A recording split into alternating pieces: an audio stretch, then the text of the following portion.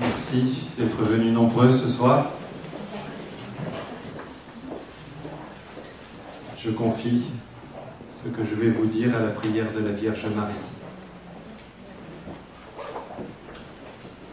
Je vous salue Marie, pleine de grâce, le Seigneur est avec vous. Vous êtes bénie entre toutes les femmes, et Jésus, le fruit de vos entrailles, est béni. Sainte Marie, Mère de Dieu, priez pour nous pauvres pécheurs, maintenant et à l'heure de notre mort. Amen.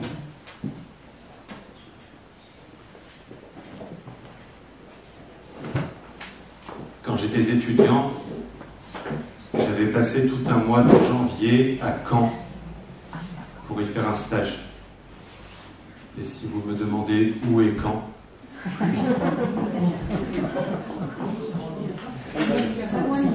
je vous dirais que c'est en Normandie. Durant ma toute première journée de stage, une tempête de neige s'est abattue sur la ville. Comme j'arrivais de la Côte d'Azur, je pensais que c'était un phénomène habituel là-bas. Mais non, c'était tout à fait exceptionnel.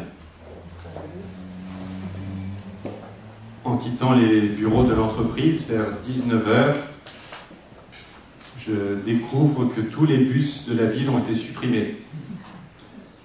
Je devais donc retrouver mon logement à pied. C'était un foyer pour étudiants. Mais je n'avais encore aucun point de repère dans la ville, puisque c'est la veille au soir que j'avais fait mon débarquement de Normandie. Je n'avais ni carte, ni GPS, pas encore de smartphone. J'étais moins heureux à l'époque. Pas d'étoiles, non? Je me lançais donc de nuit et sous la neige, avec une vague idée de l'endroit où se trouvait mon logement. Au bout de 2 heures de marche, je réalise horrifié que j'ai tourné en rond. J'étais retourné à la case départ. Quand vous réalisez que vous avez marché 2 heures pour rien, ça fait mal. Il était maintenant 21h et j'en étais toujours au même point. Je sentais un début de désespoir naître en moi, quand soudain me vint une idée de génie. Demander mon chemin. J'interpelle un homme. « Monsieur, pourriez-vous me dire où se situe le foyer des étudiants ?» Et l'homme me dit « Mais vous n'y arriverez jamais par là. Allez par là. » Et environ 30 minutes plus tard, j'étais enfin rentré. Vous est-il déjà arrivé de vous perdre? Oui. Il en est de même pour notre existence. Nous pouvons évoluer sans savoir, au fond, où nous allons vraiment. Nous sommes comme Alice au pays des merveilles. Lorsqu'Alice rencontre le chat, elle lui demande « Voudriez-vous me dire, je vous prie, quel chemin je dois prendre pour m'en aller d'ici ?» Le chat lui répond « Cela dépend du lieu où vous voulez vous rendre. » « Je ne me soucie pas trop du lieu, dit Alice. »« En ce cas, répond le chat, peu importe quel chemin vous prendrez. » Vous comprenez bien que sans but réel, la vie est un parcours vide de sens. Les hommes ne trouvent pas de réponse depuis des milliers d'années à la question du sens de la vie. Pourquoi ? Parce qu'ils partent généralement d'un mauvais point de départ dans leur réflexion, eux-mêmes. Ils se demandent « Qu'est-ce que je veux devenir ? Que vais-je faire de ma vie ? Quels sont mes objectifs, mes ambitions, mes projets d'avenir ? Or, la façon la plus simple de découvrir la raison d'être d'une invention consiste à interroger son inventeur. Pour votre vie, c'est pareil. Si vous voulez savoir pourquoi vous avez été placé sur la terre, vous devez commencer par le Créateur. Vous n'êtes pas là par hasard. Votre naissance n'a été ni une erreur, ni le fruit du hasard. Et votre vie n'est pas un accident. Même si vos parents n'avaient pas prévu votre naissance, même s'ils ne vous ont pas désiré, Dieu, lui, vous a désiré. Pourquoi vous a-t-il désiré? Regardons dans le manuel. La Bible dit « Dieu est amour ». Elle ne dit pas que Dieu a de l'amour. Elle dit « Dieu est amour ». En Dieu règne un amour caractérisé par une harmonie relationnelle, la communion parfaite de trois personnes, le Père, le Fils et le Saint-Esprit. Si bien que Dieu n'avait pas besoin de nous créer, il ne se sentait pas seul. S'il a voulu nous créer, c'est pour exprimer son amour. Vous avez été créés par amour. C'est uniquement dans le cœur de Dieu, Père, Fils et Saint-Esprit, dans le cœur de la Sainte Trinité, que nous découvrons notre origine, notre identité, notre raison de vivre, notre valeur et notre destinée. Tout autre chemin mène à une impasse. Vous avez été créés par lui et pour lui.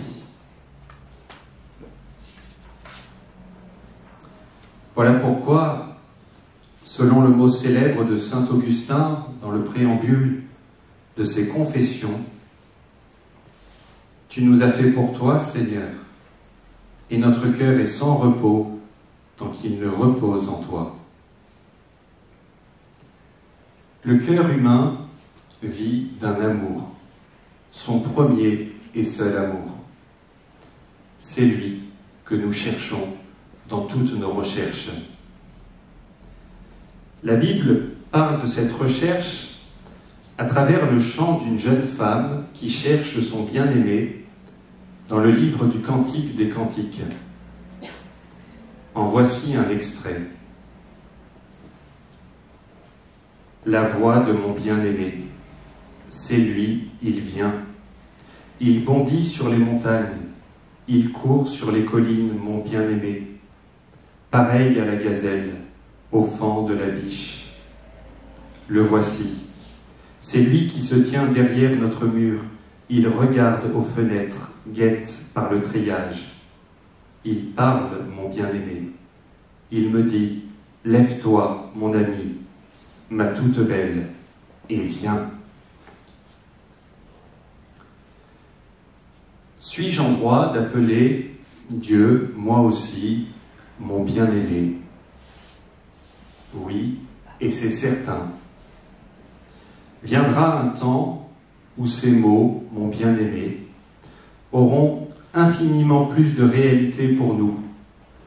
Mais dès maintenant, dans les débuts où nous sommes, ils sont déjà absolument vrais. Dieu veut être votre bien-aimé. Votre relation avec Dieu englobe de nombreux aspects. Il est votre Créateur, votre Seigneur et Maître, votre Juge, votre Rédempteur, votre Père, votre Sauveur, et beaucoup plus encore. Mais la vérité la plus bouleversante, c'est que Dieu Tout-Puissant veut être votre bien-aimé. Dans le livre de la Genèse, nous voyons la relation idéale de Dieu avec nous.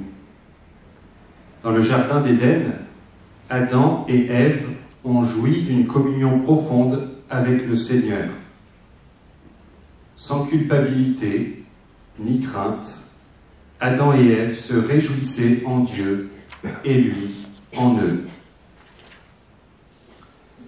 Nous avons été créés pour vivre dans la présence continuelle de Dieu.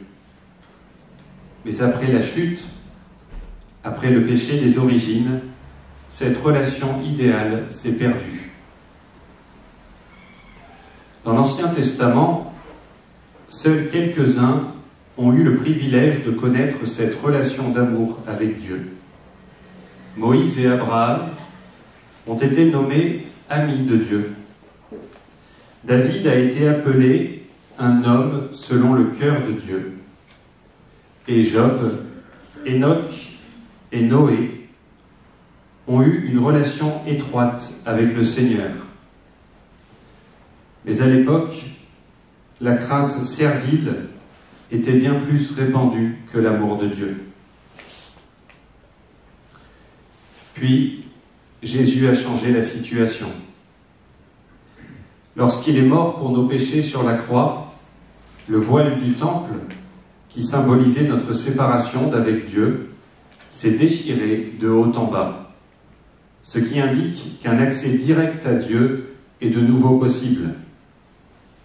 C'est seulement par Jésus et en son nom que nous avons un accès à Dieu. Pendant la guerre de Sécession, un soldat de l'Union perdit au combat son père et son frère, si bien qu'il était désormais le seul homme de la famille. Il devait retourner à la ferme familiale pour aider sa sœur et sa vieille mère pour les semences de printemps. Il se rendit à Washington pour demander au président d'être réformé de son service militaire. Mais en se présentant à la Maison-Blanche, un jeune fonctionnaire lui rétorqua « Mais vous ne pouvez pas voir le président, il est bien trop occupé. Retournez combattre, comme vous devriez. » Le jeune soldat quitta la Maison-Blanche sans trop savoir comment il annoncerait la mauvaise nouvelle à sa mère. Il était assis sur un banc dans un parc, près de là, quand un petit garçon engage la conversation. « Pourquoi es-tu si triste? Qu'est-ce qui ne va pas ?» Le soldat explique à l'enfant que, puisque son père et son frère étaient morts, lui, il était le seul homme qui restait dans sa famille. On avait désespérément besoin de lui à la ferme. Et la seule personne qui pouvait lui envoyer, c'était le président lui-même. L'enfant lui dit simplement « Viens avec moi ». Il prit le soldat par la main et l'entraîna à la Maison-Blanche. Ils passèrent par la porte arrière de la Maison-Blanche, au-delà des postes de garde, croisent des généraux et des ministres et arrivent devant le bureau du président. Le petit garçon ne frappe même pas à la porte. Il ouvre et entre dans la pièce. Là, debout derrière le bureau, étudiant les plans de bataille, avec son secrétaire d'État, se tenait le président Abraham Lincoln. Il lève les yeux et dit « Oh, Todd, que puis-je faire pour toi ?» Le petit garçon répond « Papa, ce soldat a besoin de te parler. » Par le Fils, le soldat avait obtenu un accès au Père. De même pour nous. Par Jésus, le Fils, nous avons un accès à Dieu, le Père.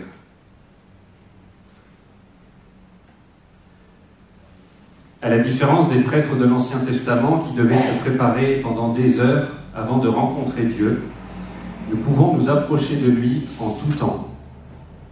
L'apôtre Paul dit « Nous nous réjouissons devant Dieu par notre Seigneur Jésus-Christ, grâce auquel nous sommes maintenant réconciliés avec Dieu. »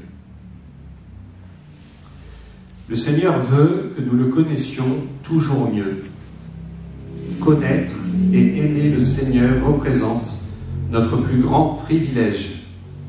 Et le fait de nous connaître et de nous aimer les uns les autres représente le plus grand plaisir de Dieu. Dieu a dit par la bouche du prophète Jérémie, « Si quelqu'un veut se vanter, qu'il se vante plutôt d'être capable de me connaître. Ce sont de tels gens qui me plaisent. » Le verbe « connaître » dans la Bible désigne l'union de l'homme et de la femme.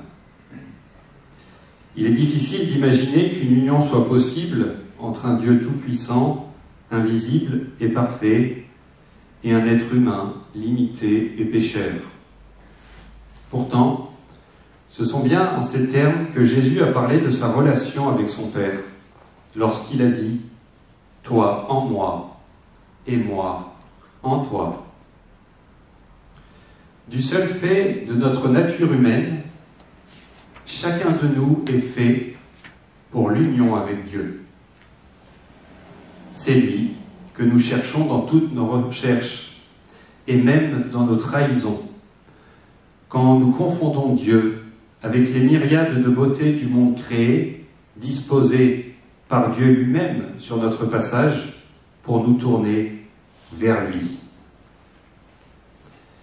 Nous portons dans notre substance la plaie ouverte du désir insatisfait. Cela, nous l'expérimentons, mais le plus souvent, nous n'en reconnaissons pas la cause. Nous cherchons à apaiser notre blessure d'une manière ou d'une autre, mais il n'y a pas de guérison hors de Dieu. Saint Jean de la Croix développe cette idée en ces termes, je le cite. « Ô âme, créée pour l'union avec Dieu lui-même, et qui l'attire sans cesse à lui, que faites-vous de votre vie? À quoi perdez-vous votre temps?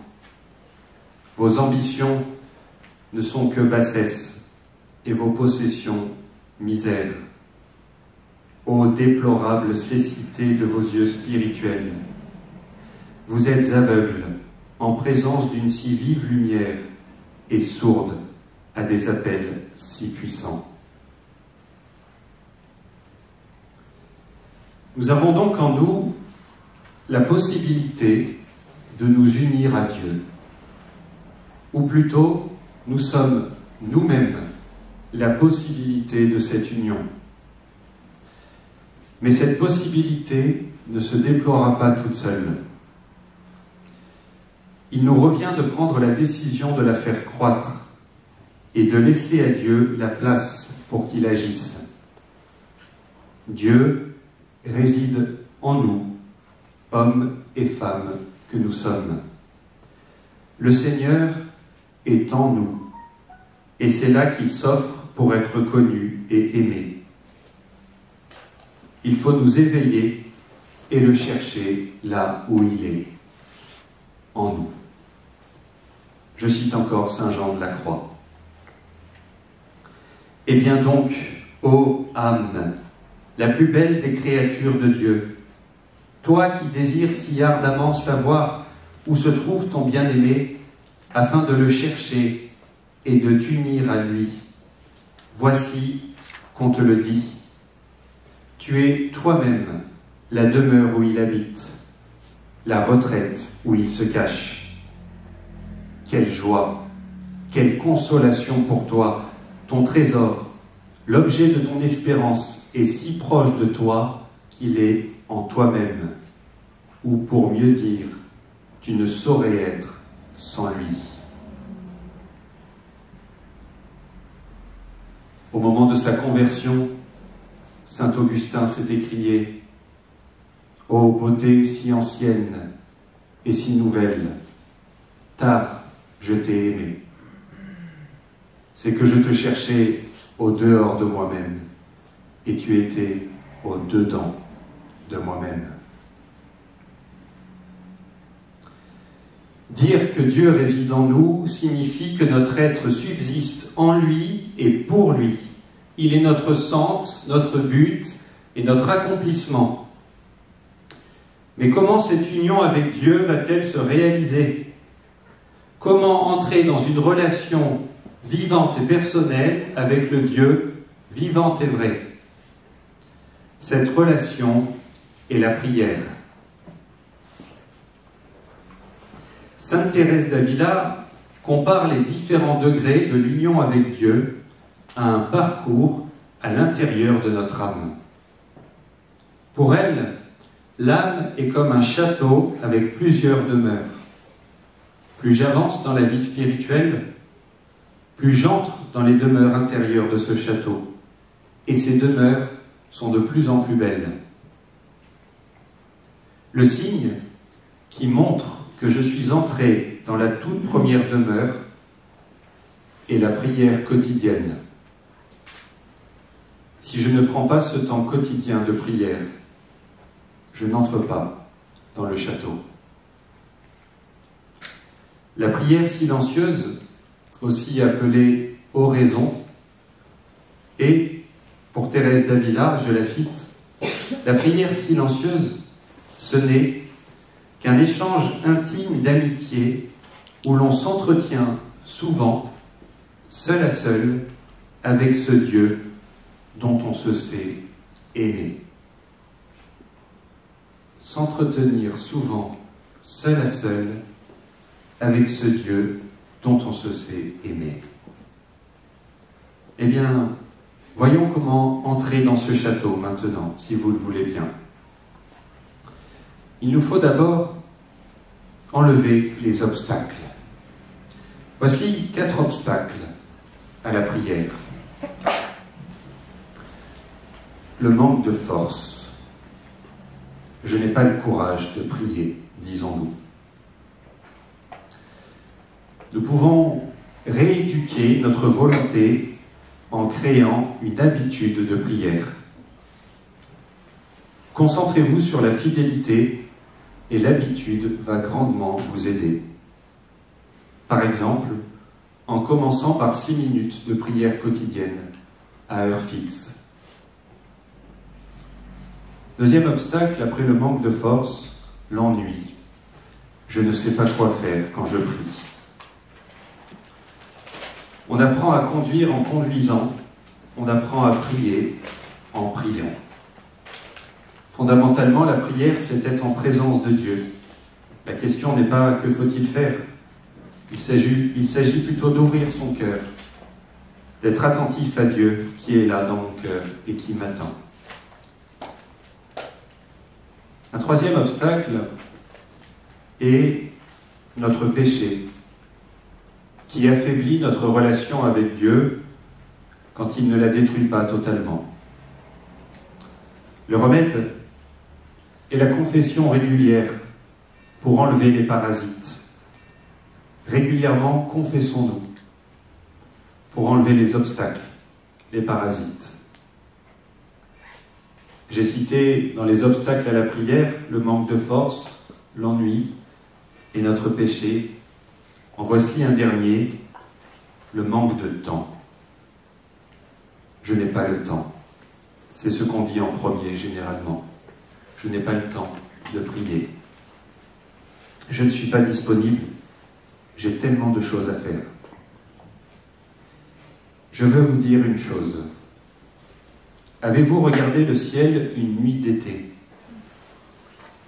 Des milliers d'étoiles, 100 milliards d'étoiles dans la galaxie et 100 milliards de galaxies dans le monde, disent les scientifiques. C'est incroyable la taille du cosmos quand on y pense. Pourquoi je vous dis cela? Dieu n'a pas été avare en créant l'espace.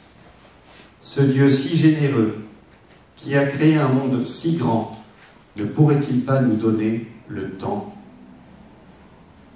Le temps est une création de Dieu, lui aussi. Il y en a donc assez. Nous avons le temps pour faire tout ce que nous avons à faire. La question n'est pas de ne pas avoir le temps, c'est une question de priorité. À quoi je consacre mon temps?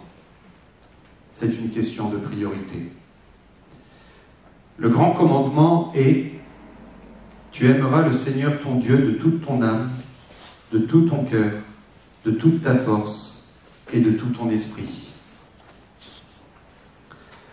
La première chose à faire dans sa journée est donc de prendre un temps pour Dieu. Dieu, premier servi.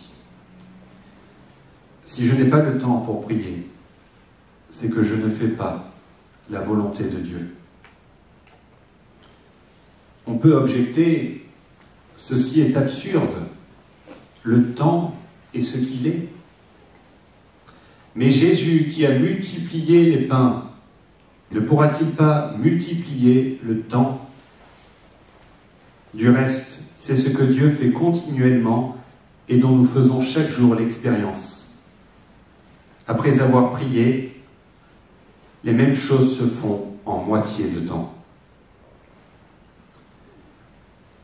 À un homme politique chrétien qui croulait sous la charge, un moine avait donné ce conseil. Commencez vos journées par une demi-heure de prière silencieuse. Non seulement vos affaires courantes seront expédiées, mais vous aurez le loisir d'en accomplir davantage. Un conseil, prenez votre agenda et inscrivez un rendez-vous avec le Seigneur. Mettez Dieu en premier dans l'organisation de votre emploi du temps. Sinon, vous allez rater le temps de prière. Sainte Thérèse de l'Enfant Jésus disait « Mon Dieu, pour t'aimer sur la terre, je n'ai rien qu'aujourd'hui. Je n'ai rien qu'aujourd'hui pour aimer le Seigneur. Et si je me couche ce soir, sans savoir à quelle heure je prierai demain, il est fort probable que je ne prie pas demain. » Mais ne nous y trompons pas.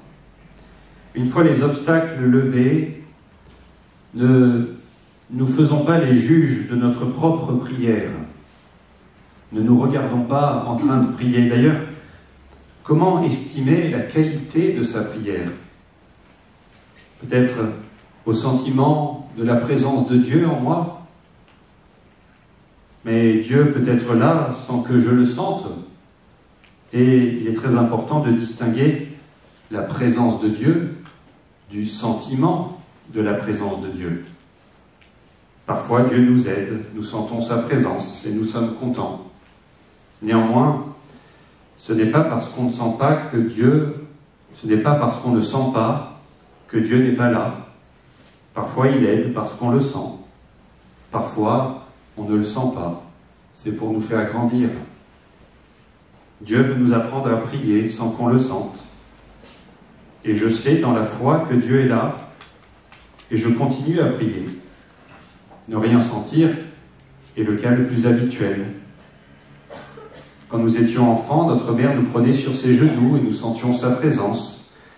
Mais un jour est venu pour nous le temps d'apprendre à marcher. Maman nous a alors placés à côté d'elle, et c'était pour nous faire grandir. De même, Dieu nous fait grandir en nous apprenant à l'aimer pour lui-même et non pas pour ce qu'il nous apporte. Il est souhaitable de le comprendre, surtout quand on vient de vivre une conversion. On a vécu un temps fort où l'on a senti la présence de Dieu. Le risque est de chercher à revivre l'expérience émotionnelle pour elle-même, comme si l'on pouvait mettre la grâce au micro-ondes. Dieu, comme chacun d'entre nous, ne veut pas être utilisé.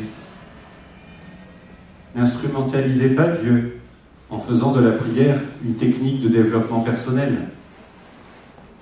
Le piège serait de vouloir se servir de Dieu pour se sentir bien. De fait, s'arrêter chaque jour pour prier a des effets bénéfiques sur la santé. Toutefois, Jésus dit « Cherchez d'abord le royaume, et tout le reste vous sera donné par surcroît. » La petite Thérèse a très bien compris cela. Elle l'enseigne à une novice pourtant assez cabossée. Savez-vous quand vous trouverez le bonheur? C'est quand vous ne le recherchez plus. Croyez-moi, j'en ai fait l'expérience. En outre, la prière reste un combat, une lutte. Quelqu'un qui me dirait « je prie tout le temps et c'est facile, je ne le croirais pas. Prier, c'est se tourner vers Dieu, et le diable n'est pas content. Il veut nous distraire.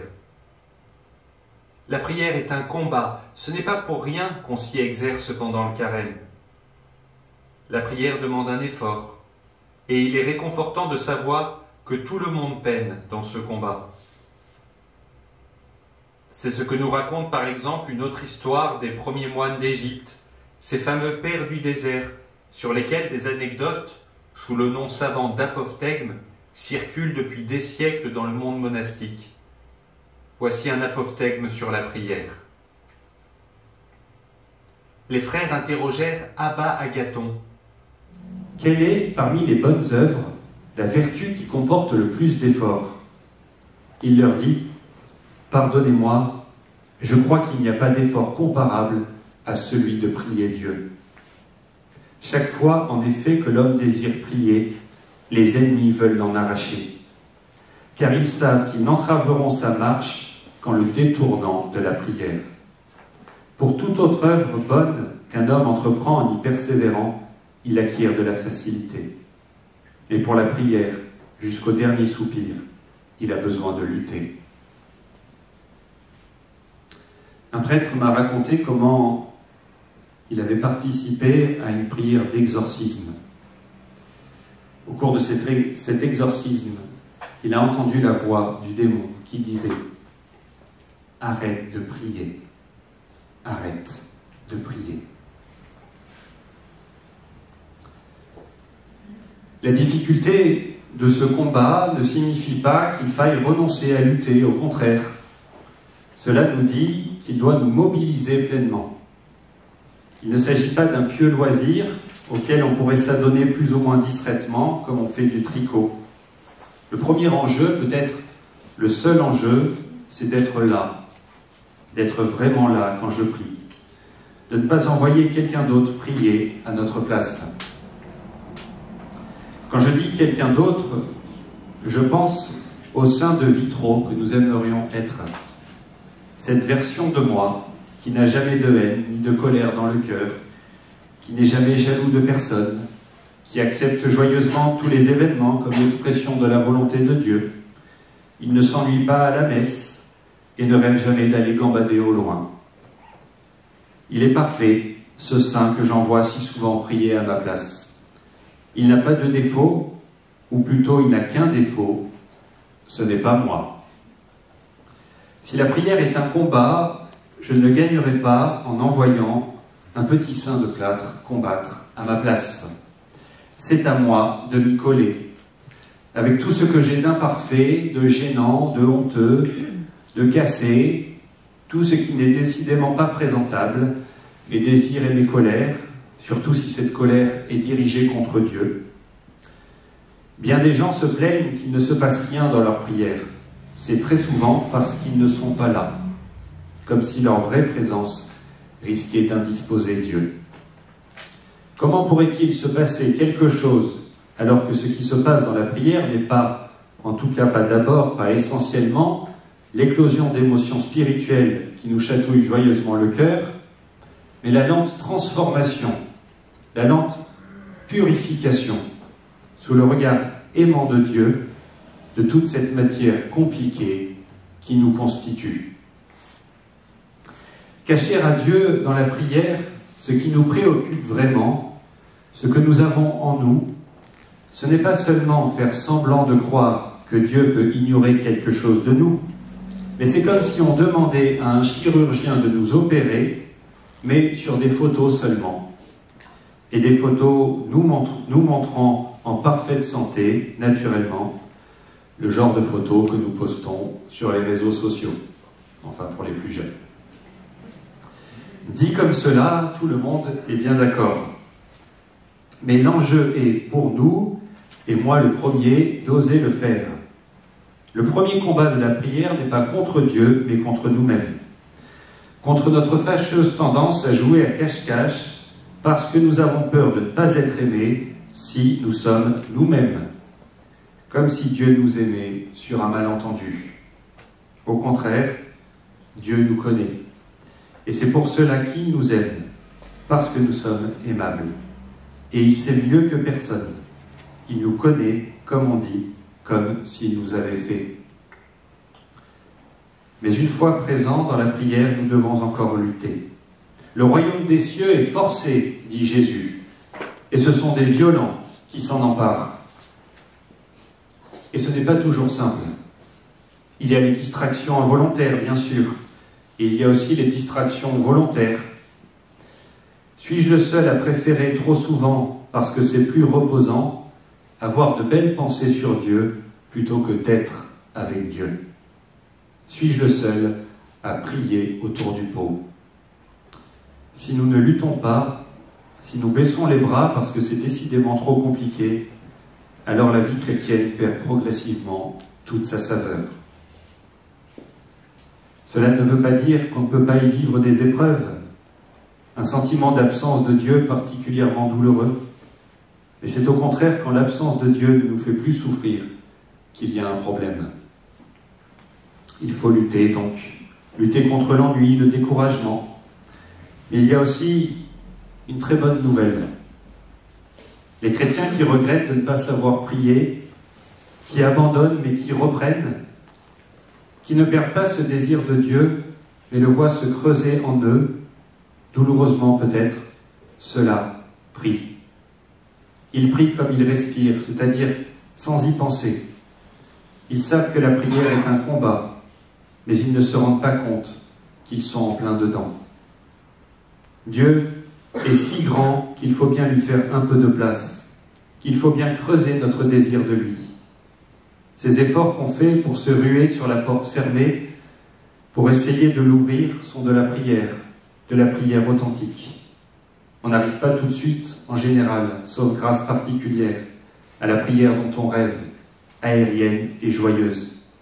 Il faut d'abord se heurter plusieurs fois à cette porte qu'on essaie de forcer et qui refuse de s'ouvrir.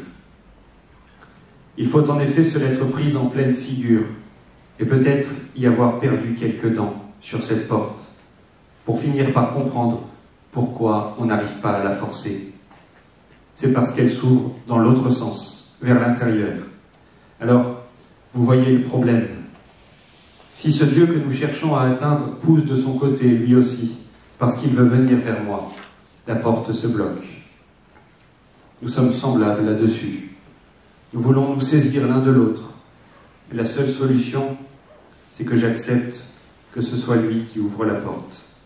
Lui, Dieu, qui me saisisse. Que j'arrête de m'occuper de moi, de me demander si je suis un bon chrétien, si je fais bien ce qu'il faut, pour commencer à m'occuper de lui, à le laisser venir à sa manière, comme il l'entend, parce que c'est la bonne manière, parce que c'est le seul chemin. Un chemin qui n'est pas celui d'une acquisition, ni d'un développement de notre être, ni celui d'une compréhension. C'est le chemin d'un abandon. Sur ce chemin-là, la petite Thérèse sera sans doute notre meilleure maîtresse. C'est avec ces mots à elle que je voudrais conclure maintenant. Pour moi, la prière, c'est un élan du cœur. C'est un simple regard jeté vers le ciel. C'est un cri de reconnaissance et d'amour au sein de l'épreuve comme au sein de la joie. Enfin, c'est quelque chose de grand, de surnaturel, qui me dilate l'âme et m'unit à Jésus. Eh bien, dans cet élan du cœur, nous nous rendons maintenant à l'Église, si vous le voulez bien, pour un temps de prière devant le Saint-Sacrement. Merci de votre attention. Merci à vous.